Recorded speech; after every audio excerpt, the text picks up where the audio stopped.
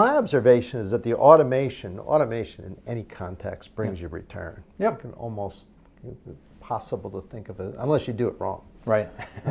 What's been your experience with customers? Do you see, we'd work together and see, I see real return on investment, not only in this area, but definitely with your platform. Right. But what are customers telling you? Are they coming back and saying they do see a nice return by automating these tasks? Yeah, for sure. I mean, it's it's one of the nice things about being in the automation business, right? I mean, there's risk reduction, there's the ability to protect brand and employees and intellectual property, but at the end of the day, this is work that's being done on the behalf of the customer. Yeah. So, I mean, that's a huge ROI into itself. And when you start talking about hundreds of thousands, millions of alerts, in a day, week, or month, that's a lot of work that is, has a very tangible, right? It's an amount of time tied to a person that normally would cost X number of dollars.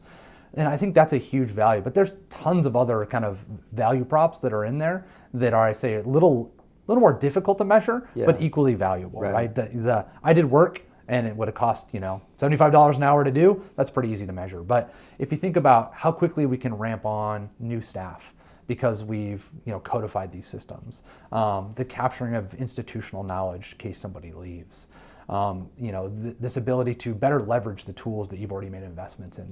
These are things that are harder to quantify, but I would say of equal or more value. Obviously, in an economy that we're having right now, with a lot of kind of volatility and questionability about what the next several quarters will look like, folks are looking at automation as a mechanism to really give themselves some resiliency through what are uncertain times. So I think that stability in staff, that stability and a backstop of, I know these things will happen because I have an automation system in place, helps people sleep at night a little bit right now. And, but that doesn't mean the threats themselves are going away.